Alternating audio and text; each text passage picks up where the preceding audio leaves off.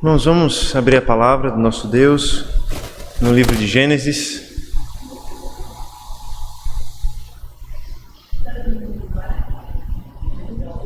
Livro de Gênesis, capítulo 2.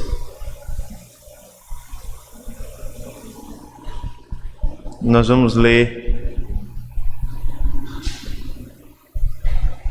a partir do versículo 4 desse capítulo até o versículo 14.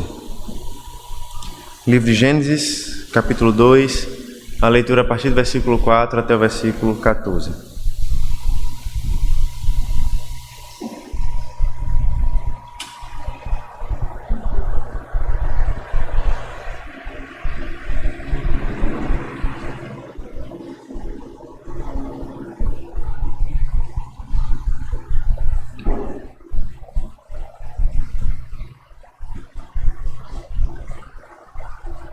Nós faremos a leitura da palavra do Senhor. Os irmãos acompanhem com atenção, com fé a palavra de Deus.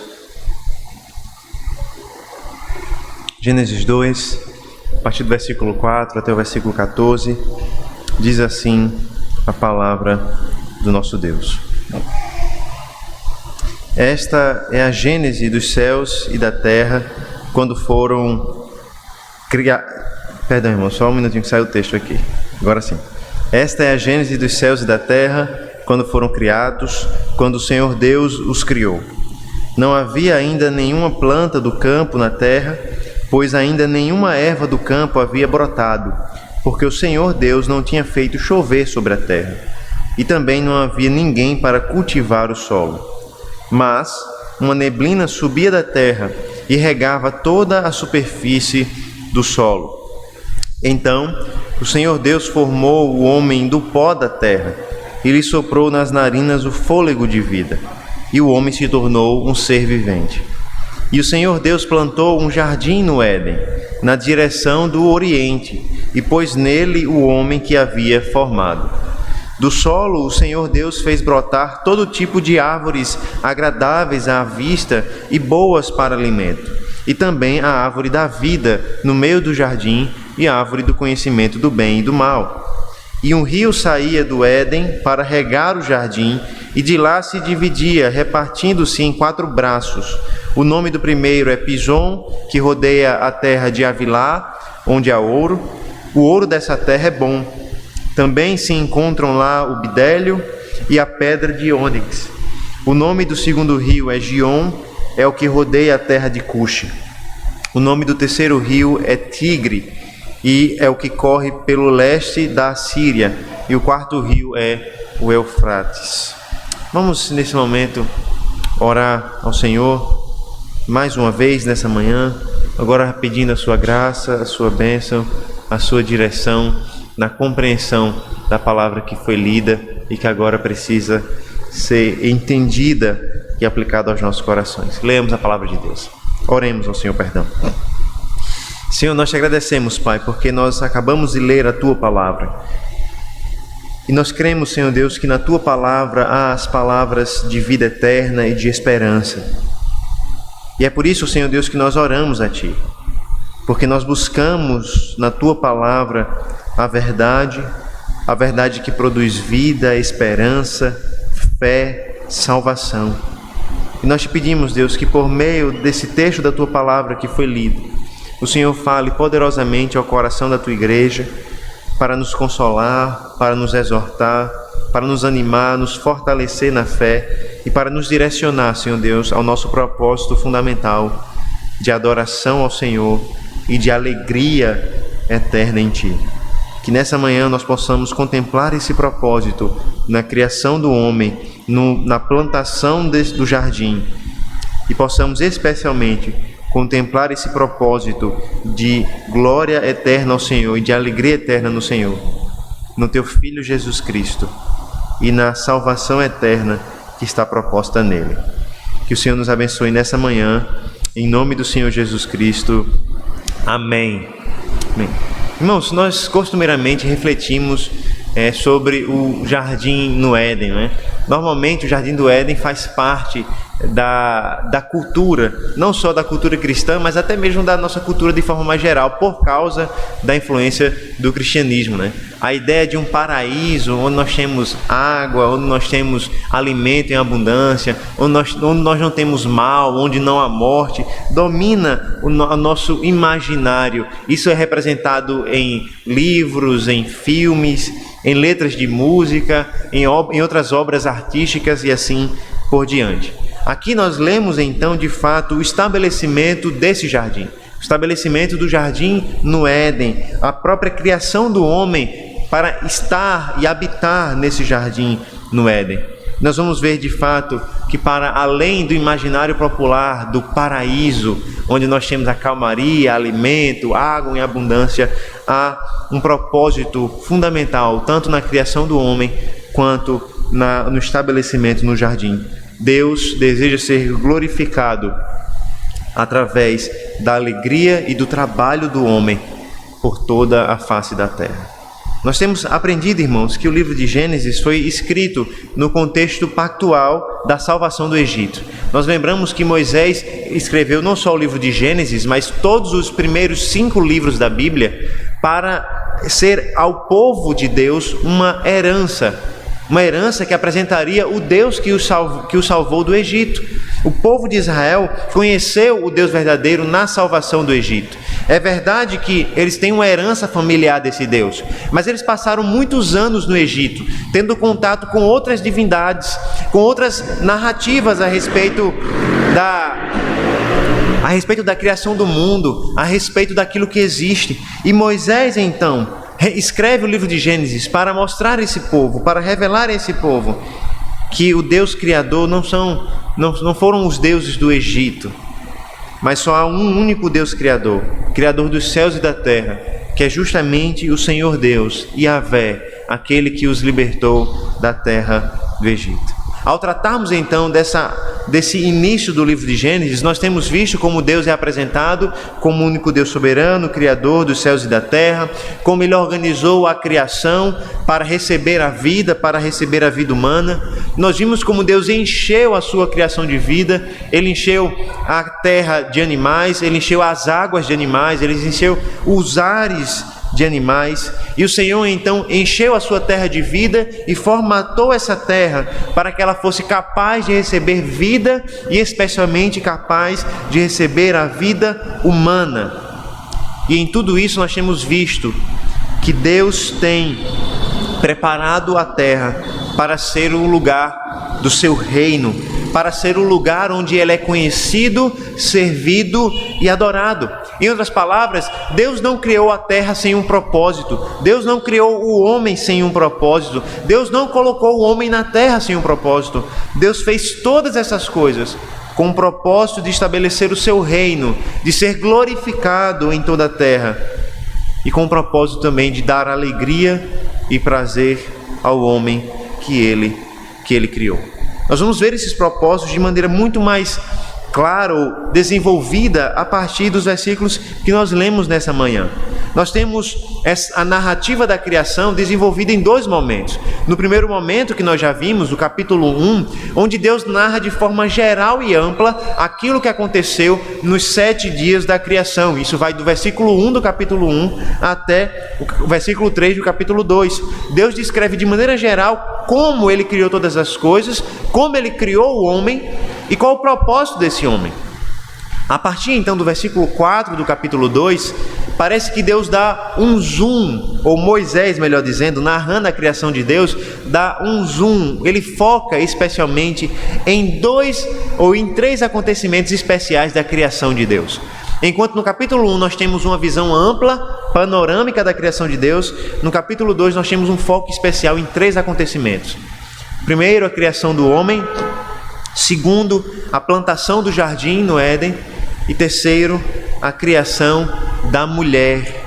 Nisso tudo nós vemos também o estabelecimento da aliança de Deus com o homem, o casamento e assim por diante. O que nós vamos ver nessa manhã, então, é a criação do homem e o estabelecimento no jardim. A criação do homem e o estabelecimento no jardim estão intimamente ligados. Estão também intimamente ligados ao propósito de toda a criação. glorificar a Deus e produzir alegria para o homem. A partir desse princípio, irmãos, a partir desse tema de toda a criação, especialmente desenvolvido na criação do homem e no estabelecimento do jardim, nós aprenderemos nessa manhã que para fazer da terra o local da sua adoração, Deus criou o homem e plantou um jardim-templo no Éden. Mais uma vez, para fazer da terra o local da sua adoração, Deus criou o homem e plantou um jardim-templo no Éden. Nós vamos ver isso em dois momentos muito simples. Deus tem como propósito fazer da terra um local onde Ele é glorificado, onde Ele é servido e onde Ele é adorado. E para isso, Deus cria o homem. Veja, no versículo 4, nós temos uma transição entre o relato do descanso de Deus no dia 7º e a finalização da criação e a nova etapa da criação ou do registro da criação. Veja Gênesis 2:4. Esta é a gênese dos céus e da terra quando foram criados, quando o Senhor Deus os criou. Nós temos essa frase, esta é a gênese dos céus e da terra quando foram criados. E essa frase, irmãos, serve de ligação entre aquilo que aconteceu no capítulo 1 e início do 2 e aquilo que vai ser trabalhado a partir de agora. Essa frase é o título de tudo aquilo que vai ser narrado até o capítulo 4, até o versículo 26 do capítulo 4. É interessante que essa frase, esta é a gênese ou a genealogia dos céus e da terra, pode ser traduzida como esta é a história dos céus e da terra também. Essa frase vai se repetir constantemente ou por algumas vezes no livro de Gênesis, dividindo o livro de Gênesis em partes.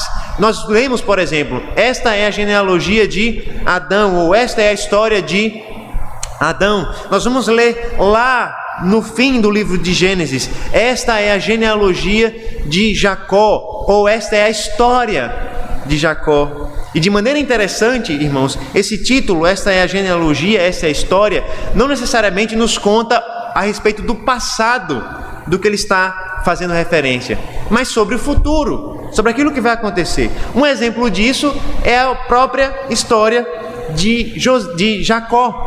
Se os irmãos lembrarem, no final do livro de Gênesis, nós temos o seguinte título: esta é a história de Jacó, esta é a genealogia de Jacó. Logo em seguida é contada a história de José. E aí nós perguntamos, mas como assim? O título é a história de Jacó, mas se conta a história de José. É porque esse título é utilizado para introduzir aquilo que acontece com a descendência de Jacó. Nesse caso, então, aqui no capítulo 2, nós temos esta é a história dos céus e da terra. Em outras palavras, Moisés está introduzindo aquilo que vai acontecer nos céus e na terra a partir de agora. Outro detalhe interessante que Moisés faz questão de focar aqui é que no versículo 4 nós temos pela primeira vez o nome Senhor dado a Deus. Até agora, no capítulo 1 até o capítulo 2, nós só temos Deus sendo chamado de Deus, o nome mais geral, mais amplo de Deus, que apresenta Deus como Senhor Deus Todo-Poderoso, Criador dos céus e da terra. Mas agora, Moisés faz questão de chamar Deus de Senhor Deus, ou Yahvé Elohim, Yahvé Deus. Nesse sentido, nós lembramos que Yahvé é o nome pactual de Deus, é o nome da aliança, o nome através do qual Deus se apresentou ao povo de Israel. Esse é o nome através do qual Deus se apresentou como Deus de Abraão, de Isaac e de Jacó. Em outras palavras, ao introduzir esse nome Yahvé aqui, nesse momento, parece que Moisés está nos direcionando para o contexto pactual da criação e para a aliança que Deus irá fazer com o homem e posteriormente com o seu povo. Em outras palavras, mais uma vez Moisés está reforçando ao povo de Israel que Deus, o Deus Criador dos céus e da terra, é o Deus deles, é o Deus da aliança, o Deus que fez aliança com eles. Como Bruce Waltke ele resume, o termo Deus representa Deus como Criador, enquanto o Senhor apresenta aquele que inicia um compromisso de aliança único com Abraão e com a sua descendência, e que supervisiona o cumprimento dessa aliança durante a história. Esse é o Deus que criou todas as coisas, o Deus soberano, mas também o Deus da aliança, o Deus que tem relacionamento com o seu povo, que faz promessas, que cumpre promessas e que desfruta de um relacionamento verdadeiro com ele. No início dessa nova sessão, então, Moisés volta a nossa atenção para o estado da terra antes da formação do homem. Veja os versículos 5 e 6. Não havia ainda nenhuma planta do campo na terra, pois ainda nenhuma erva do campo havia brotado, porque o Senhor Deus não tinha feito chover sobre a terra, e também não havia ninguém para cultivar o solo, mas uma neblina subia da terra e regava toda a superfície do solo. Nós temos aqui então a descrição da situação antes da criação do homem e antes do homem trabalhar a terra, antes do homem regar a terra, arar a terra e produzir frutos através dela. E aqui nós temos a situação da terra descrita através de 4 declarações básicas. Primeira, não havia nenhuma planta no campo, Deus não havia feito chover ainda, não havia ninguém para cultivar o solo e havia uma neblina ou uma fonte de água que regava a superfície do solo. E aqui, irmãos, preste atenção no texto, porque nós podemos perceber aqui 2 tipos de solos diferentes aqui. O primeiro tipo é o campo na terra. Esse campo aqui é o local dos animais do campo, seria o solo de forma mais ampla, de forma mais geral. Um outro tipo de solo que nós temos aqui é traduzido como solo. E por que é diferente? Porque esse solo aqui parece ser uma terra apropriada para o cultivo.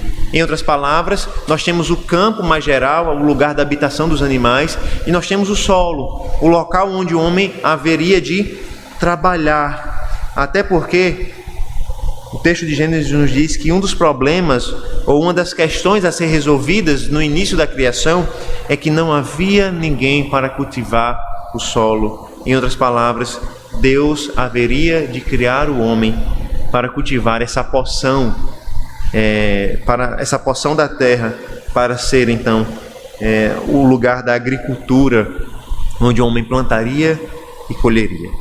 E aqui, irmãos, embora exista algumas diferenças na interpretação desses versículos, a conclusão mais simples e natural do texto parece ser de que nesses versículos nós temos a descrição do solo antes do trabalho agrícola do homem. O primeiro fator para a falta de vegetação era porque Deus não havia feito chover ainda sobre a terra. Em outras palavras, nós temos uma vegetação, mas não uma vegetação que aparentemente cobre toda a terra, porque não havia chuva ainda por toda a terra. E o segundo fator é porque não havia homem para cultivar o solo e torná-lo produtivo. Neste contexto, então, nós começamos a perceber as ações de Deus para mudar essa situação. Primeiro, nós ouvimos falar a respeito de uma neblina que regava o solo. Em outras palavras, o solo se torna úmido por causa não da chuva, mas por causa de uma ação de Deus. E é interessante, irmãos, porque esse termo que é traduzido por neblina é um termo um pouco difícil de ser traduzido no texto original, e ele pode significar tanto neblina, como também ele é utilizado para falar de fontes de água, como a nascente de um rio, por exemplo. Em outras palavras, parece que o texto está falando que na região onde o homem foi colocado, na região do Éden, havia fontes de água, onde, através da qual a terra era regada. Fontes de água que regavam o solo. Parece que isso se relaciona com os rios que vão ser descritos no Éden, na região do Éden.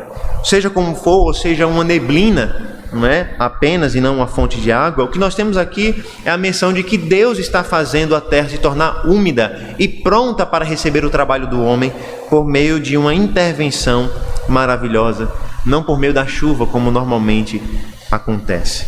O Senhor havia providenciado água e agora Ele providenciaria o trabalhador para a terra. A terra precisava ser trabalhada, precisava ser cultivada. E precisava de 2 coisas: água, Deus providenciou, e agora precisava do trabalhador. Veja o versículo 7, o homem é criado. Então o Senhor Deus formou o homem do pó da terra e lhe soprou nas narinas o fôlego de vida, e o homem se tornou um ser vivente. Veja que o versículo 7 apresenta a descrição detalhada da criação do homem. Nós já ouvimos sobre a criação do homem no capítulo 1. Se os irmãos lembrarem do capítulo 1, nos versículos 26 até versículo 28, nós temos a descrição da criação do homem. Nós ouvimos Deus falar: façamos o homem à nossa imagem e à nossa semelhança. Mas no capítulo 1, a criação do homem é apresentada em resumo. Deus diz: façamos o homem à nossa imagem, conforme a nossa semelhança, e logo em seguida o texto diz que o homem e a mulher foram feitos à imagem e semelhança de Deus. Aqui não. Aqui nós temos um foco em como o homem e a mulher foram criados. Primeiro porque em Gênesis 2:7 nós temos apenas a criação do homem. A mulher não havia sido criada ainda. A mulher vai esperar até o versículo 18 do capítulo 2 para encontrar a descrição da sua criação. Nesse momento, apenas o homem é o foco da criação aqui. E além disso, Deus descreve de forma mais clara como o homem foi feito. E aqui nós temos dois verbos principais que resumem o que Deus fez na criação do homem. O primeiro é o verbo formou. O texto nos diz que o Senhor Deus formou o homem do pó da terra. Esse verbo, irmãos, é utilizado constantemente no texto do Antigo Testamento para falar de um oleiro que molda o barro. Parece que essa é a imagem que é proposta aqui por Moisés, quando fala que Deus formou o homem do pó da terra. É a imagem de um oleiro que vai formatando o barro para que ele ganhe a forma pretendida e desejada. É lógico, irmãos, que aqui nós não devemos imaginar que Deus fez isso materialmente, em termos literais. Deus é espírito, nós sabemos disso. Aqui é mais uma daquelas ocasiões em que a Bíblia usa uma linguagem aproximada, um artifício literário para nos fazer compreender melhor qualidades e características de Deus através de uma descrição física, aquilo que nós chamamos de antropomorfismo, ou seja, nós atribuímos formas humanas a Deus. Por exemplo, nós lemos isso hoje no livro de Isaías, quando o presbítero leu que Deus não tem a sua mão encolhida, a sua mão encurtada.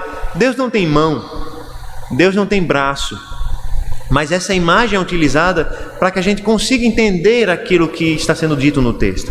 O que nós temos aqui é mais uma dessas ocasiões. Deus é descrito como um artífice, como um artista que trabalha o barro, que trabalha o pó da terra para formar o homem. E a partir dessa obra de Deus, o homem é formado, a partir do seu cuidado soberano e maravilhoso. Há um outro detalhe que não é possível perceber no português, assim como qualquer outra língua, além do próprio texto original, no texto hebraico. A palavra para homem é Adam, e a palavra para solo é Adamá. Ou em outras palavras, há um jogo de palavras entre Adam e Adamá. Aqui, esse jogo de palavras serve para nos mostrar a relação íntima que existe entre o homem e a terra, entre o homem e o solo. Ele foi criado do pó da terra, ele foi criado para trabalhar a terra, trabalhar o solo, e em sua morte, o texto de Gênesis vai nos dizer que ele voltará para o solo. Em outras palavras, Moisés começa a nos ensinar que todo homem, toda a nossa existência está ligada à terra. Nós trabalhamos a terra, nós somos criados da terra, e no fim nós voltaremos à terra. É interessante que isso nos mostra quem nós somos de fato, porque a terra de fato ela tem a capacidade de humilhar o homem, especialmente depois do pecado, porque o homem foi criado para ser um agricultor, e por mais que ele trabalhe a terra, se a terra não for boa, ela não produzirá frutos. Se Deus não enviar as chuvas, ela não produzirá frutos, e isso humilha o homem. No relacionamento do homem com a terra, nós somos humilhados e nós aprendemos quem nós somos. E especialmente, nós somos lembrados na morte que nós somos criados da terra e que nós não somos nada mais do que isso. Nós somos pó. E é importante nós lembrarmos dessa afirmação todas as vezes em que nós nos considerarmos mais do que de fato nós somos. Todas as vezes que nós nos considerarmos mais valiosos, mais importantes do que de fato nós somos, nós devemos lembrar que nós somos criados do pó, que nós somos criados para trabalhar o pó e que um dia nós voltaremos a ser pó nessa terra. Nós não somos tão especiais assim. Todo o nosso valor é atribuído por Deus e não vem de fato de nós, mas do próprio Senhor que concede isso a nós. O outro verbo que é utilizado para descrever o que aconteceu na criação do homem é o verbo soprar, não é? Porque Deus formou o homem do pó da terra e Ele soprou nas narinas do homem o fôlego divino, fôlego de vida. E a partir dessa ação, o homem deixou de ser apenas matéria e passou a ser um homem, um ser humano, uma criatura que vive. E aqui nós aprendemos duas importantes informações sobre o homem a partir do sopro divino. Primeiro, nós aprendemos que a vida humana foi dada por Deus. O ser humano não tem vida em si mesmo. O ser humano não é fruto de um processo evolutivo a partir de um ancestral comum que se dividiu em diversos braços. Um dos braços gerou o homem. O homem tem a sua vida em Deus e a sua vida foi concedida por Deus num ato soberano e sobrenatural de Deus, ao soprar sobre ele, nas narinas dele, o fôlego de vida. Toda a nossa existência, irmãos, toda a nossa vida depende, em última instância, de Deus. Por mais que nós nos alimentemos bem, nós evitemos os refrigerantes, e outros alimentos que fazem mal, por mais que a gente faça academia, faça a nossa corrida, a nossa caminhada, por mais que a gente tenha o melhor plano de saúde, por mais que a gente tenha o melhor médico à nossa disposição, toda a nossa existência, a nossa vida, depende daquele que soprou o fôlego de vida em nós. Nós dependemos do Senhor, porque a vida dele é concedida por Ele. Ele dá e Ele toma conforme a sua própria vontade. Segunda verdade que nós aprendemos a partir do sopro divino é que o ser humano é mais do que apenas matéria, é mais do que apenas pó. Nós voltamos ao pó, mas por causa do sopro de Deus, nós somos mais do que apenas pó. Nós somos mais do que a junção de elementos químicos. Nós somos mais do que matéria em movimento, como muitos vão dizer por aí. Em nós existe o dom da vida. Em nós foi soprado o dom da vida, o dom que foi dado por Deus. E por isso nós somos mais do que apenas matéria, mais do que apenas carne, osso, sangue.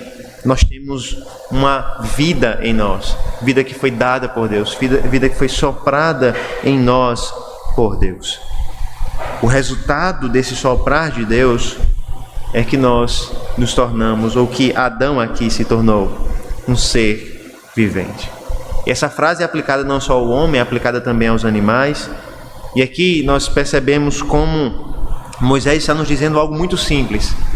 A partir do sopro divino, aquela matéria, aquele barro moldado por Deus, se tornou uma criatura viva.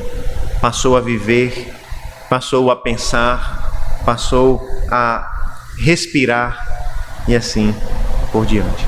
O fôlego de vida soprado por Deus faz do homem um ser vivo. Esse homem que agora possui vida é criado, veja, para o propósito de servir e adorar a Deus. Isso nós já podemos inferir do texto, mas nós também podemos observar isso melhor posteriormente. Até aqui nós podemos compreender muito bem que o homem foi criado a partir de uma necessidade que foi apontada pelo próprio Moisés. Não havia quem cuidasse do solo. Então o homem é criado, claramente para suprir essa necessidade. Em outras palavras, Deus cria o homem para o trabalho, para o serviço. Isso vai ficar muito claro no versículo 15 do capítulo 2, quando Moisés irá nos dizer que o homem foi colocado no jardim do Éden para servir, para cultivar e guardar esse jardim. É interessante que O Augusto Nicodemos, ele brinca que quando Deus criou o homem, a primeira coisa que ele fez foi dar um presente, uma enxada na mão do homem. E é verdade. A primeira coisa que Deus nos deu como um presente foi uma boa enxada para nós trabalharmos na terra. Porque nós fomos criados para o propósito de servir a Deus, servir a criação de Deus, para o propósito de glorificar a Deus. Como nós veremos ainda melhor na semana que vem, o homem não foi criado para ficar na vida mansa no paraíso, para ficar deitado, desfrutando do oásis que Deus fez para ele. O homem foi criado para trabalhar. O homem foi criado para glorificar a Deus a partir do seu trabalho, a partir do cultivo do solo. E aqui nós percebemos, irmãos, como a presença do homem na terra faz parte do plano eterno de Deus de fazer a terra o local da sua adoração. Seria por meio do homem e por meio do trabalho do homem que Deus seria especialmente adorado e glorificado na terra que ele criou. Seria por meio da vida que ele criou e que ele concedeu ao homem. Seria por meio do trabalho do homem que ele seria glorificado por meio da expansão da sua gloriosa presença pela face da terra. Afinal de contas, o homem foi criado para dominar a terra e para encher a terra de vida. O primeiro passo que nós percebemos então, para fazer da terra o local da sua adoração, é a criação do homem, a imagem e semelhança de Deus, para trabalhar o solo. O homem, ao trabalhar, iria glorificar a Deus e também encontraria alegria no propósito para o qual ele foi criado. Em outras palavras, o homem foi criado para a glória de Deus e para se alegrar nele, e isso é visto desde Gênesis 2. O homem foi criado para servir a Deus e nisso ele glorificaria a Deus e encontraria alegria em Deus. Mas esse é apenas o primeiro passo para fazer da terra o local da sua adoração. O segundo passo que Deus dá para fazer da terra o local da sua adoração é plantar um jardim, plantar um templo no Éden para ser adorado e glorificado ali. Veja que começando a partir do versículo 8 até o versículo 14, nós temos a plantação do jardim. Esse jardim seria o lugar da moradia do homem e o local da adoração especial a Deus. Veja esses versículos.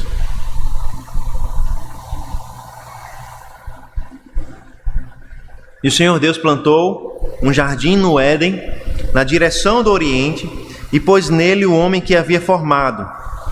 Do solo o Senhor Deus fez brotar todo tipo de árvores agradáveis à vista e boas para o alimento, e também a árvore da vida no meio do jardim e a árvore do conhecimento do bem e do mal. E um rio saía do Éden para regar o jardim, e de lá se dividia, repartindo-se em 4 braços.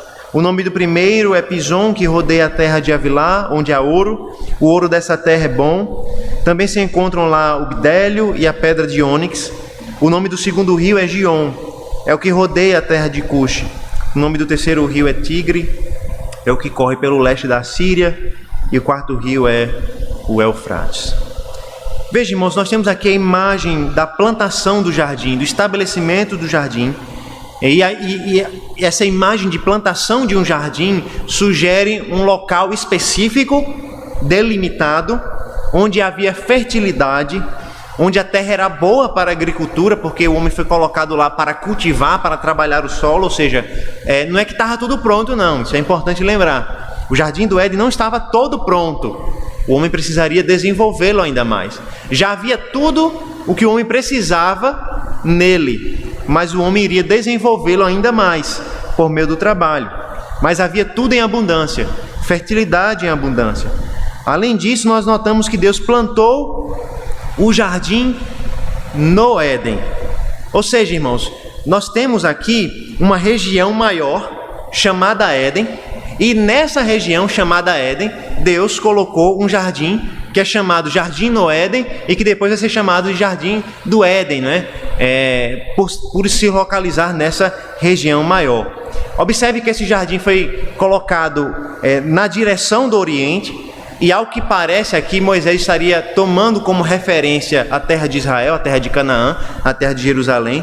Se esse for o princípio, a partir da terra de Israel, a partir da terra de Jerusalém, indo para o leste, para o oriente, para a direita, né, em relação ao norte, nós teríamos a terra ali da Mesopotâmia, a Arábia e assim por diante. Nós não sabemos o local exato do jardim, mas nós temos essa imagem geral, mais ampla, né?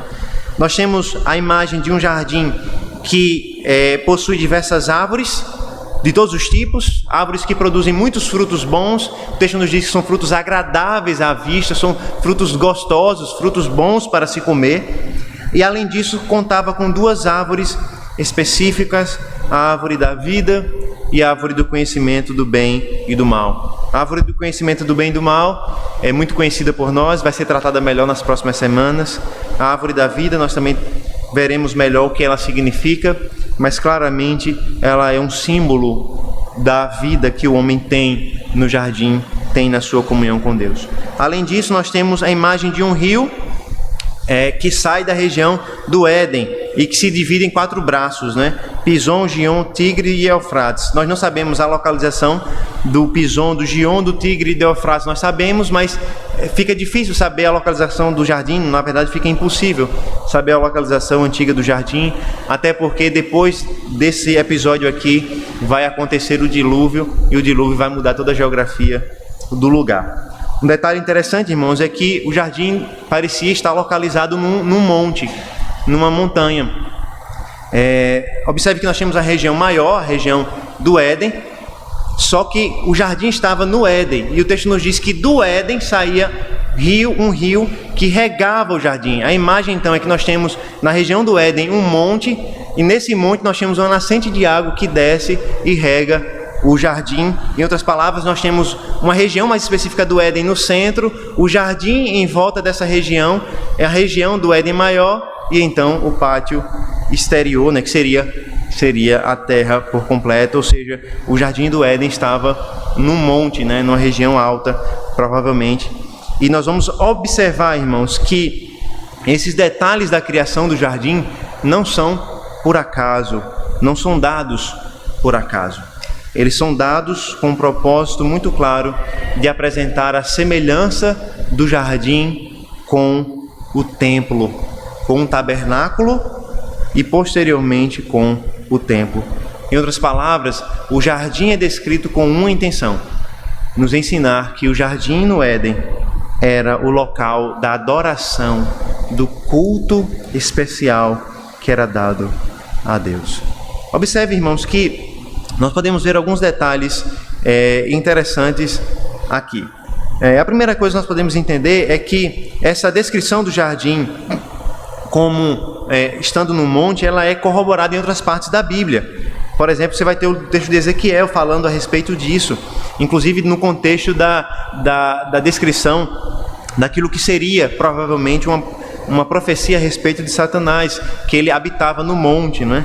No monte provavelmente seria o Éden e assim por diante, né?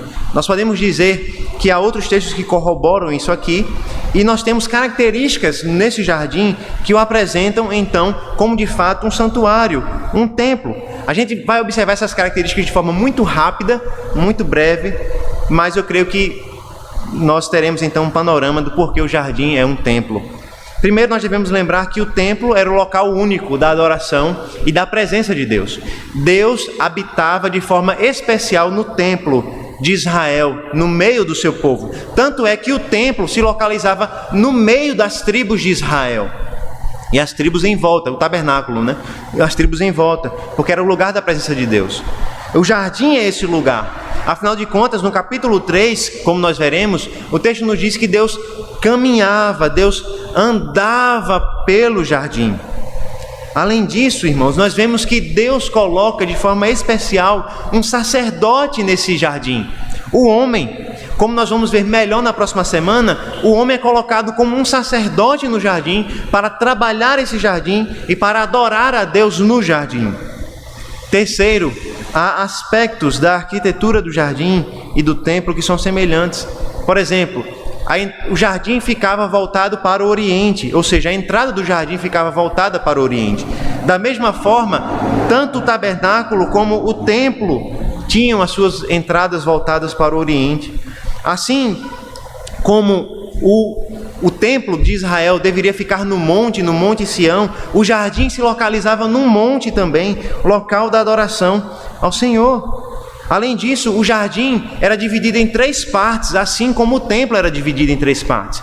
Nós lembramos que o templo era dividido entre o pátio externo, nós temos o santo lugar e então o santo dos santos, onde o sacerdote só poderia entrar uma vez ao ano. O jardim tinha essa mesma divisão tripla. Tinha um mundo externo, tinha o jardim no Éden e tinha a região mais central no Éden, de onde vinha o rio que regava todo o jardim. Nós temos no templo, irmãos, Moisés prescrevendo, melhor dizendo, Salomão, no templo de Salomão, sendo prescrito que o templo deveria ter imagens de árvores, de madeira, para se assemelhar a um jardim. Nós temos um rio descrito nos Salmos, saindo do trono de Deus. Da mesma forma, Ezequiel capítulo 47 nos diz que há um rio que sairia do templo. Apocalipse capítulo 21 nos diz que há um rio que rega a cidade de Deus, o templo de Deus. Até mesmo a árvore da vida foi colocada na forma de um candelabro no templo, colocado no santo lugar, para representar a árvore da vida que existia no jardim. Todas essas semelhanças, e nós poderíamos falar de outras, foram dadas por Moisés para mostrar, irmãos, que o jardim ele foi criado para ser um lugar de adoração e de serviço especial a Deus. Nesse local, o homem recebeu abundância de alimentos, de vida. Ele recebeu alimentação, ele recebeu água, ele recebeu uma terra boa para cuidar, ele recebeu paz, ele recebeu alegria. Em outras palavras, nós vemos a glória de Deus, o culto a Deus, a adoração a Deus, unidos com o trabalho, com o serviço e com a alegria do homem. O homem encontraria alegria justamente no mesmo lugar onde ele foi colocado para adorar e servir a Deus. Em outras palavras, era no jardim onde ele glorificaria a Deus, que ele encontraria a sua alegria verdadeira. E isso, irmãos, nos faz lembrar do nosso propósito. Nós somos criados de fato para a glória de Deus e para encontrar prazer em Deus.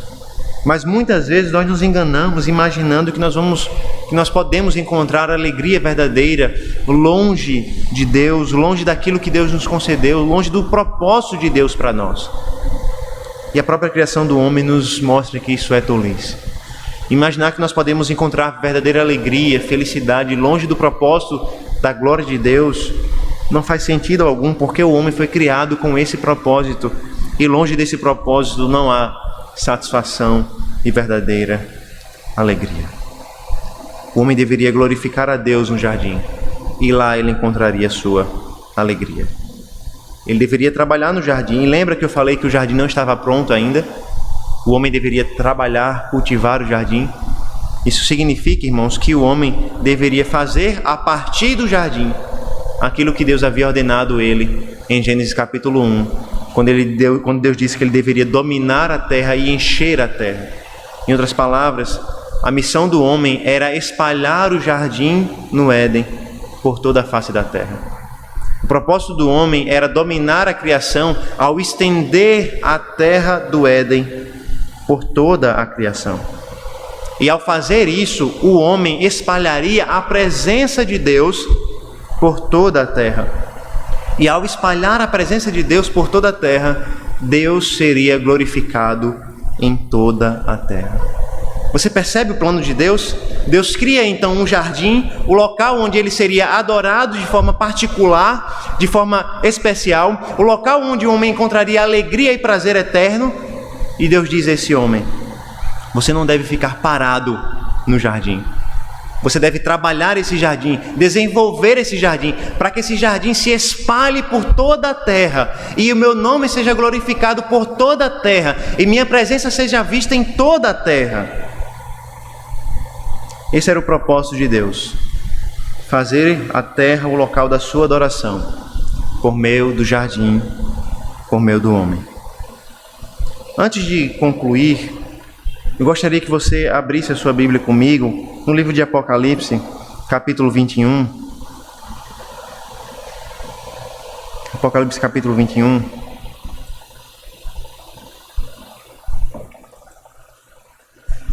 Nós vamos ler apenas os 2 primeiros versículos. E os irmãos podem ler os demais versículos em casa.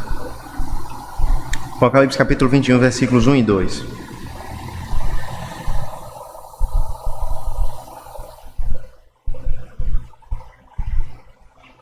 Vamos ler até o 3, melhor. Apocalipse capítulo 21, versículos de 1 a 3. Assim diz a palavra de Deus. Eu vi novo céu e nova terra, pois o primeiro céu e a primeira terra passaram, e o mar já não existe. Vi também a cidade santa, a nova Jerusalém, que descia do céu, da parte de Deus, preparada como uma noiva, enfeitada para seu noivo. Então ouvi uma voz forte que vinha do trono e dizia: Eis o tabernáculo de Deus com os seres humanos. Deus habitará com eles. Eles serão povos de Deus, e Deus mesmo estará com eles e será o Deus deles. Se os irmãos lerem o capítulo 21 até o início do capítulo 22, a descrição da Nova Jerusalém, os irmãos vão notar algo que é intrigante na Nova Jerusalém e que talvez numa leitura mais apressada a gente não perceba. Você já percebeu que a Nova Jerusalém é descrita como uma cidade? Sim, a cidade de Deus, ele fala, mas essa cidade parece um jardim. Mais do que isso, essa cidade tem o formato de um templo. Porque quando nós lemos a imagem de novos céus e da nova terra, o que vem na nossa imagem, o que vem na nossa mente, é a imagem de todo um planeta Terra novo.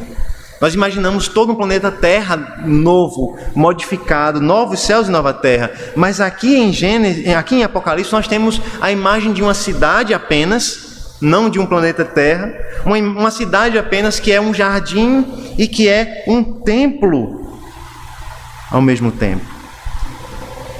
Por quê essa imagem? Eu creio que tudo aquilo que nós conversamos a partir de Gênesis nos mostra o caminho da resposta. A criação do jardim-templo com o propósito de expandir a presença e a glória de Deus por toda a terra que foi dada a Adão, encontrará o seu cumprimento naquilo que João identifica como os novos céus e a nova terra. A pergunta é: como é que isso é possível? E aqui nós precisamos lembrar que Adão falhou em cumprir a sua missão. Adão foi colocado no jardim, mas ele não trabalhou o jardim e expandiu o jardim por toda a face da terra. Pelo contrário, ele deixou que o mal, que o pecado entrasse no jardim, profanasse o jardim, e com isso ele foi expulso. Mas o Senhor, então, a partir disso, começou o processo de estabelecer um novo templo, um novo local da sua presença. Isso foi mostrado no tabernáculo, isso foi mostrado no templo de Israel, mas isso foi mostrado especialmente no Evangelho de João, quando o Senhor Jesus Cristo nos diz, olhando para o templo, que ele destruiria, que o templo seria destruído e que ele reconstruiria o templo em apenas 3 dias. E João relata que os discípulos não entenderam naquele momento que ele falava a respeito do seu corpo, que ele falava da ressurreição. Em outras palavras, o Senhor Jesus Cristo nos diz que através da sua ressurreição, ele iria reconstruir o tabernáculo de Deus, o local da presença de Deus. Em outras palavras, Jesus Cristo promete que através da ressurreição, ele iria realizar aquilo que Adão não havia feito. A ressurreição, irmãos, é um claro símbolo da nova criação.